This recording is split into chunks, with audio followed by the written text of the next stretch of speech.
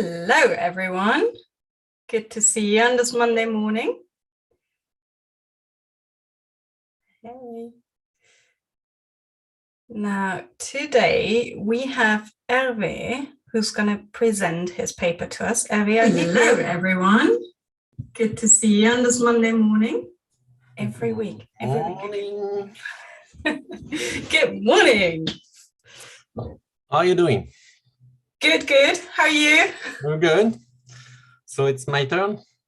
Your turn. Yes. Are you ready or not? Or do you have some introduction to do? Or we're always ready for you, Hervé. Okay. Always. Take it away. So I can start. Okay. Let me share my screen. Okay. Can you see it? Can you make it larger? Yeah, don't worry. I have One of the issue of this paper is that the figures are very, very small, so I try to make them bigger. Okay. Yeah, like that. Okay. Thank you. So good morning, everyone. So the paper I want to present this morning is a model of tension-induced fiber growth predicts white matter organization during brain folding. So I picked this paper so we have a list of paper and I jumped on this one because the first reason is that in one of my topic of study, I was looking at the shape or the morphology of sulci. And when you start to look at that, when you look at the depth of sulcus or stuff like that, you are interested in the brain folding in a way. And you start to wonder why this brain folding is happening. So that was the first reason. The second reason is recently I reviewed a thesis about the link between sulci shape and white matter, short white matter connections. And this paper is really about this relation between brain folding and white matter connectivity. So by chance, my daughter was at home last week, so I asked her to do a summary of this paper. And she made one about how the brain folding is talking to the white matter fibers and how they interact each other. So this paper is really that. So how brain folding or white matter are interacting each other or driving each other. So let's start about what is talking about. Okay, so we know. So this paper start with the brain folding because we are gyrocephalic spaces. So we have sulci and gyri. And so we know that this cortical morphogenesis is driven by mechanical and also genetic factors. And this paper is exploring these mechanical factors. So when you look, so I will describe, let's put that where, okay. There is different figures. So I will go through the figures of this paper because they are really, really nicely done.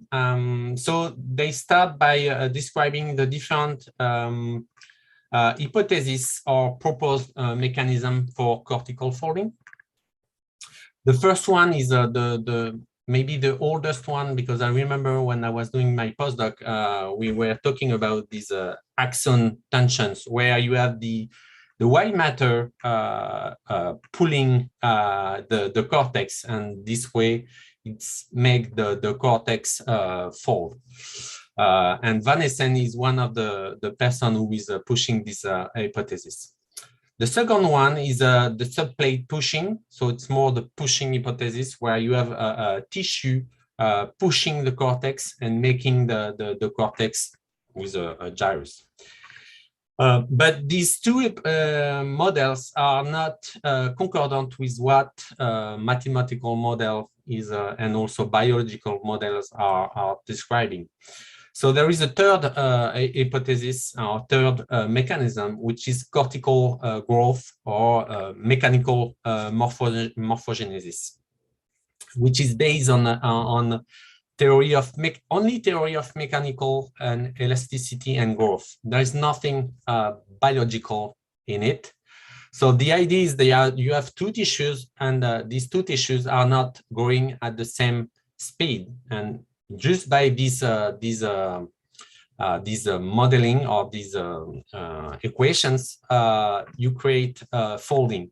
And Roberto Toro recently has demonstrated that, and I'm stealing one of these figure from his Twitter, so where he's showing that, modeling that. So here you can see the sphere, and playing with two different speed of growing, you just induce cortical folding. So there is nothing really biologically behind there is nothing biological behind it. Let's go back to the figure. So this is the third hypothesis, where you see that the growing, the speed of the growing, if it is different, it will induce cortical folding. So this paper is looking at, so the main methodologies of this paper is looking at mathematical simulation of cortical folding. And it's also validating the results using diffusion imaging on rhesus macaque. So as I say, the goal of this paper is to look at how. So the interest of this paper is not looking only at the mechanics of the brain folding of the cortex, but is looking at how the white matter is behaving based on this brain folding. This is the goal, or the main framework of this paper, is looking at the white matter, how the brain folding will change the white matter.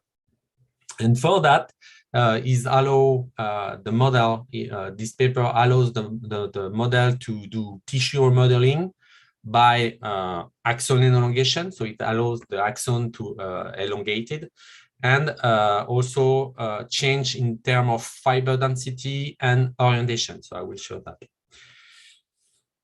So let's look at the results. The first part is about how folding stresses induce patterns in subplate fiber network. So the model is here.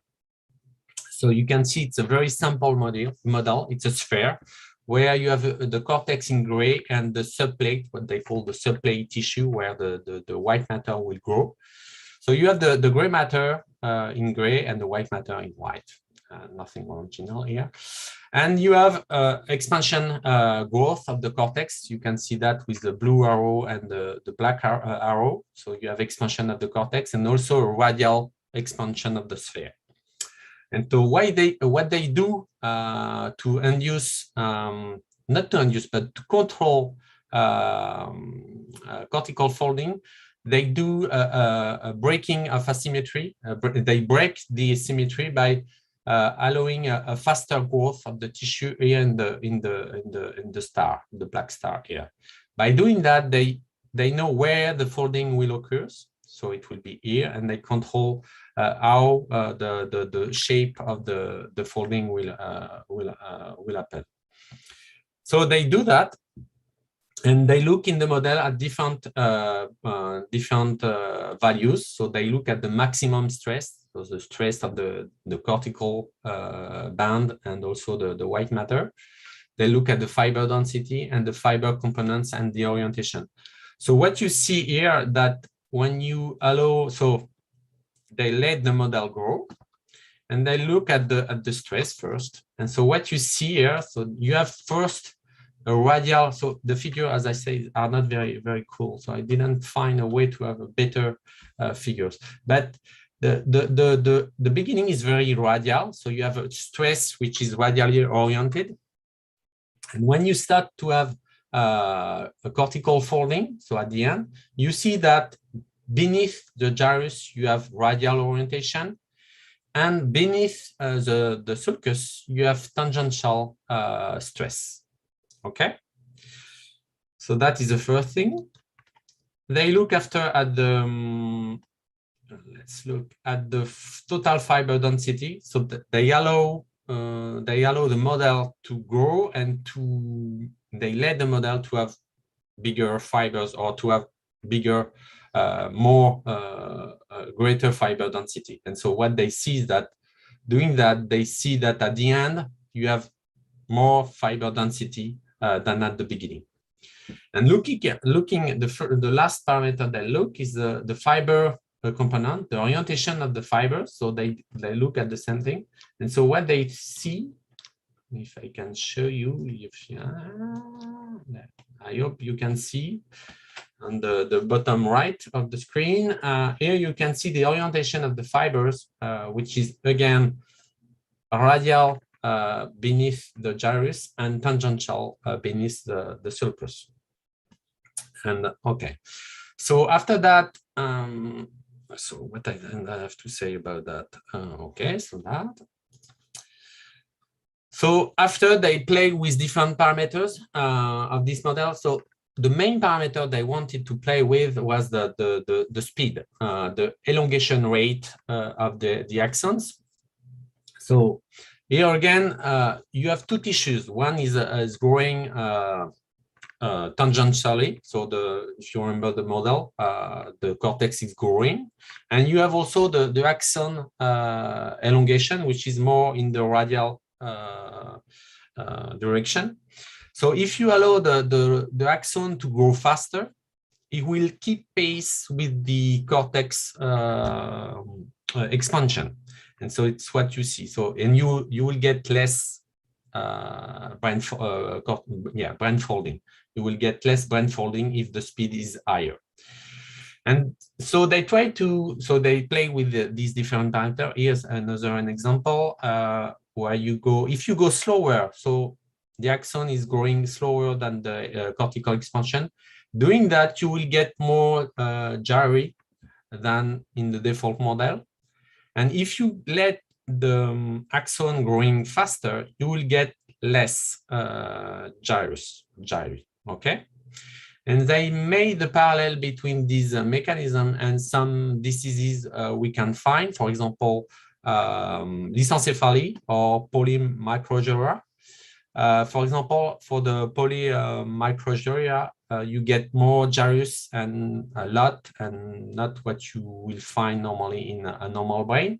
And so they look at what the model was given and say, yeah, it can be the same thing, what is happening. So that means this disease could be driven by a slower axon growing.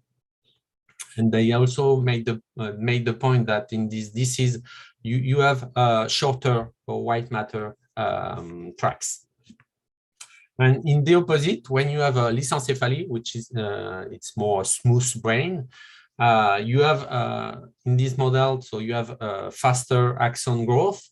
And they made the point that in this model, you have less cortico-cortical loops, which is in the case of this model, it's in agreement with what they found. Okay, another thing, the reason why they wanted to play with this speed is they wanted to compare their model with the value of the speed, the speed value, they wanted to compare with what is in the literature. So there is a table, but I will not show you the table, but there is a table showing the range of the different speed of axon growing. And they say that they showed their model is the speed of their model is more in agreement with what is in the literature. So they are in the range of the literature about the speed of the axon growth as compared to other model showing also brain folding and axon growing, but not at the same rate. Okay, so that I will keep it. I will skip it. So after that, okay, they play with parameter. Is it what I want to show? Yes. They try to validate their model with what is in reality. So they got data, so diffusion imaging data from ex vivo rhesus macaques at different stages of development. So here on the left, you have the rhesus macaque, and on the right, you have their model. You can see the G85 is a developmental stage where you don't have a lot of brain folding, and G110 is where you have cortical folding. So when you compare both of them, you can see, for example, at the first stage, the model was given mostly only radial distribution of the fibers, and it's what they found in the diffusion data. So they look, so here you can see in blue and yellow the first eigenvectors of the diffusion data. So where the fiber should be the mostly oriented. So you can see it's concordant. And here is the same, not the same macaque, but another macaque at a different stage. So where you have cortical folding. And here, if you look at it, you see that you find a radial distribution of the fiber beneath the gyrus. And if you look at beneath the sulcus here, you see that is mainly tangentially oriented. Like in the model, where you see tangential fibers beneath the sulcus. The only thing they cannot reproduce here that the fractional anisotropy, it's not very clear in the figure. It should have done another figure, but in the model you should see an increase of Fa beneath the gyrus, but you don't see it in the model.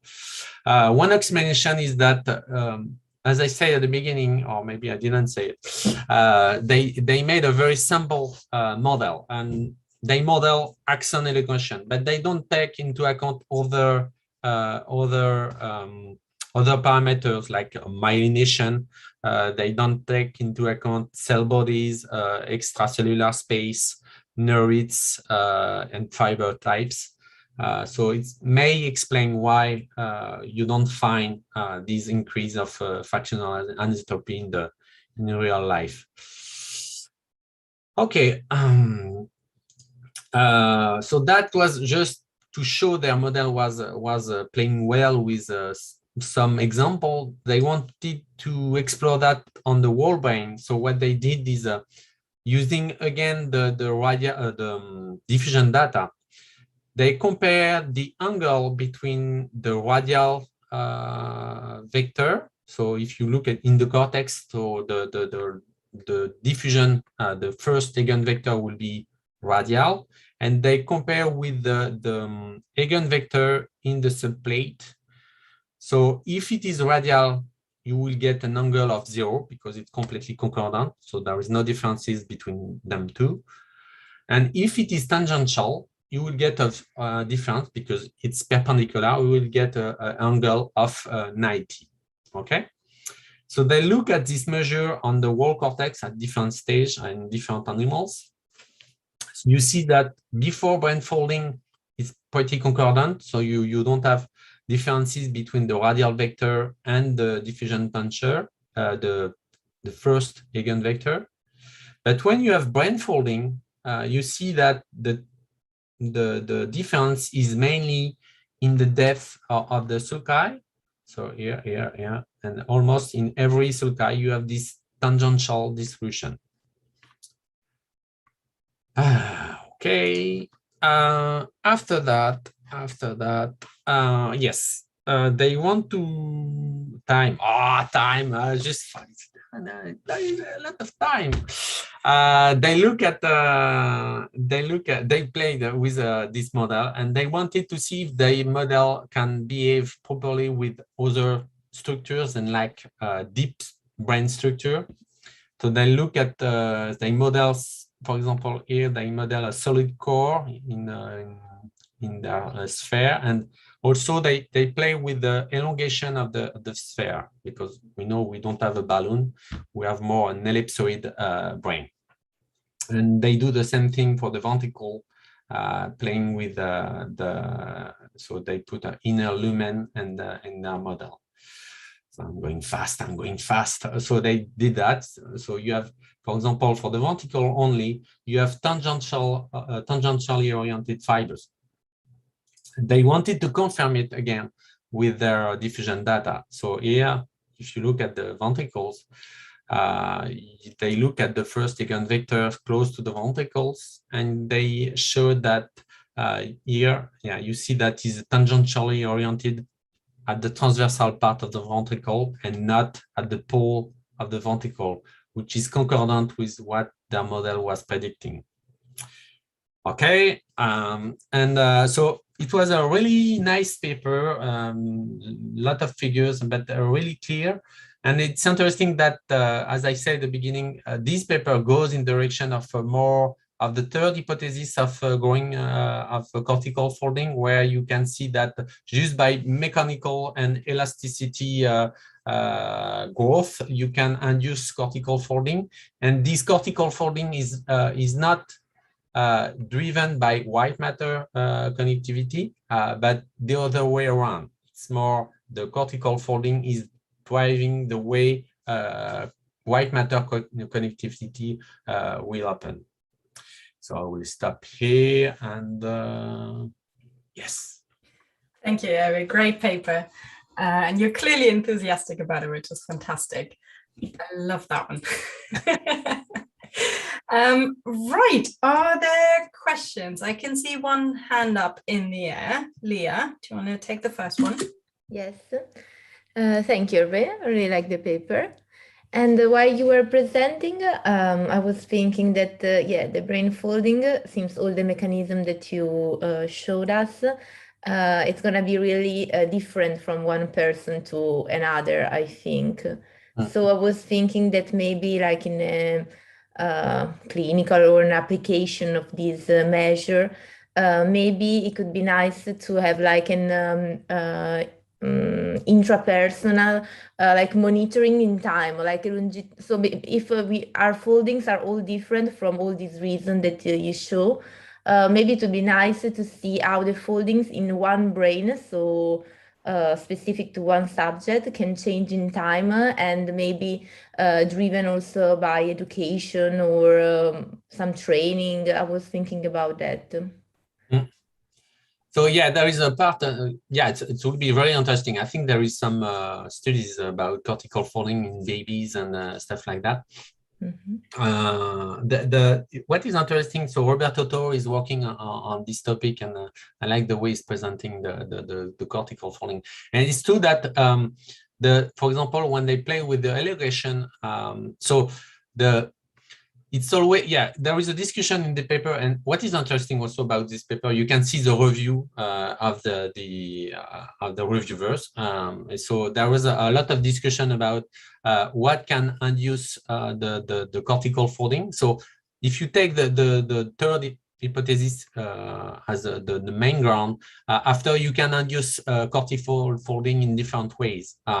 So for example, in the paper, they did a breaking symmetry. So they induce a small part of the cortex to grow, but you can also, just by the shape, the starting point. So here the sphere, it will not induce a lot of cortical folding. But if you take an elongation shape, just by doing that, you will induce a certain type of cortical folding. And so I think Roberto, if he was here, could say it. So just by on the ferret brains, just by looking at the shape of the brain, you can induce cortical folding in the way they are induced in the real life in the ferrets. So it will be really interesting to see that in brains, baby brains. But there is no, so that is the main ground. But because there was also discussion at the beginning that genetics was playing a role in it. But there is a paper by Ophélie Foubet, which is working on that, where it's also the other way around. So the expression of the genes can be driven by the stress of the tissues, and not the way of thinking could be that the genetics is expressing some proteins, and these proteins are driving the cortical folding. But there is a theory of hypothesis that even by stresses, the cells can express differently the genes, and based on that, there is interaction between genes and the cortical folding in different ways. Yeah, thank you. I was when you were like explaining, I was also thinking that if I don't remember wrong, they using high field, they look to these abnormalities in the gyrification, also in the pediatric cases, and for like pharmacoresistant epilepsy, and they really look to these abnormalities to do some surgery treatment. But it was good. So it's really interesting, yeah.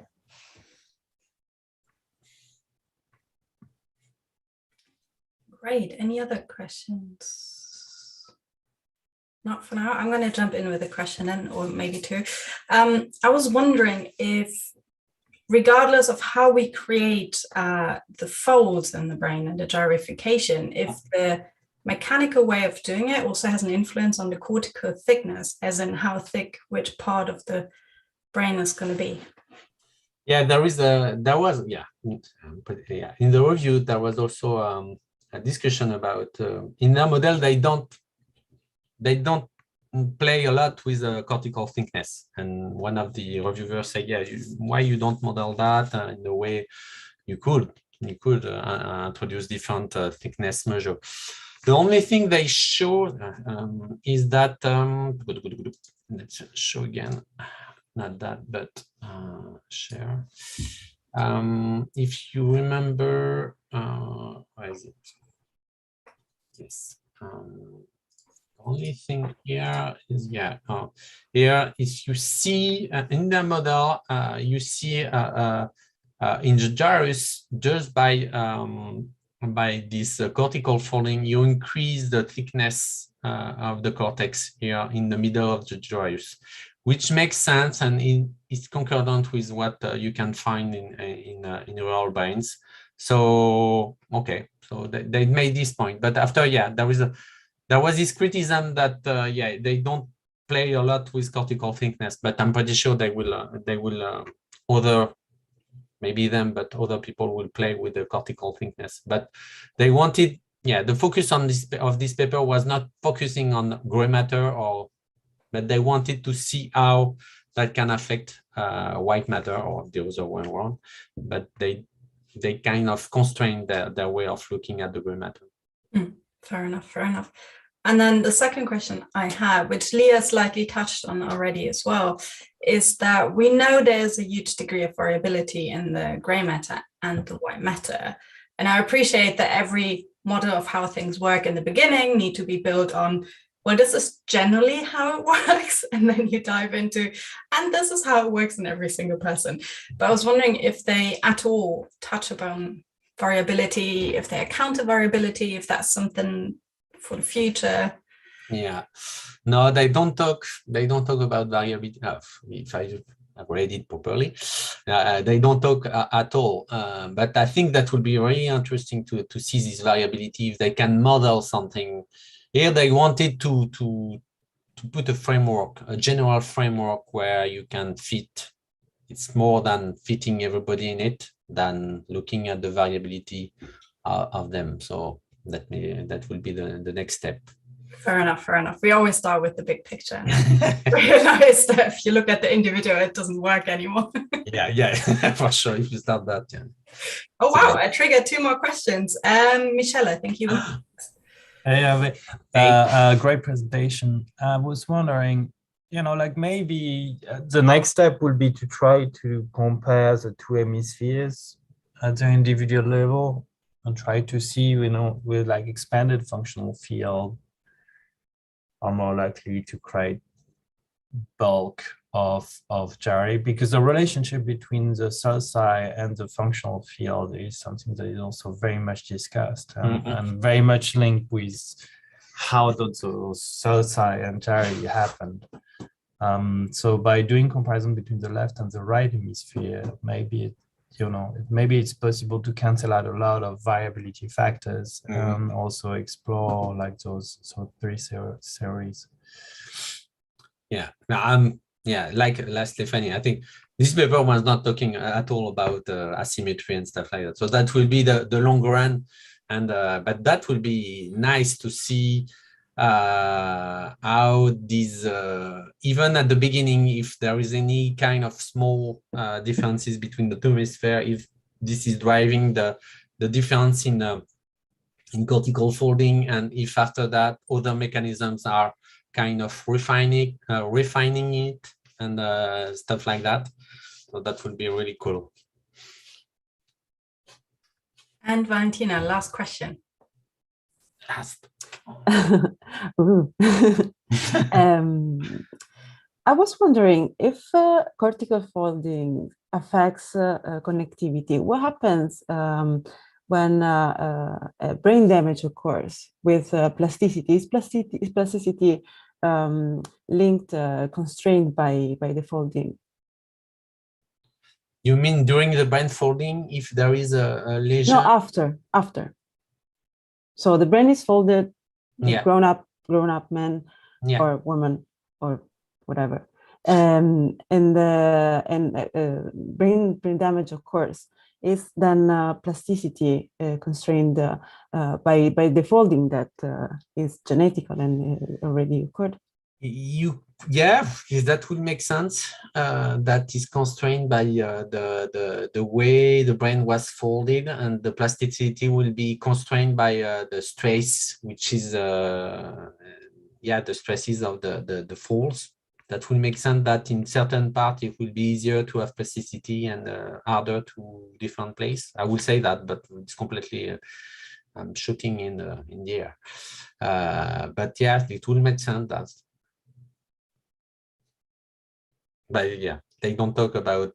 They just look at they look at some of the diseases like microencephaly, not microencephaly, but lysencephaly and stuff like that. But they don't talk about lesions, how it will affect how brain foldings will affect lesions, which is a cool way of looking at it. It's not the other way around. Okay, again. Great, thank you all. That's all we have time for on this morning. Thanks for joining us. We do this every Monday morning, 9:30, so do come and join us. We don't know which paper is going to be next week yet. So anyone who has a paper or wants to volunteer, just get in touch and the slot is all yours. Other than that, thanks for everyone watching over on YouTube. Thank you for joining us live and engaging in the discussion. And we wish you an exciting week in science. See you next Monday. Bye. Bye. Bye.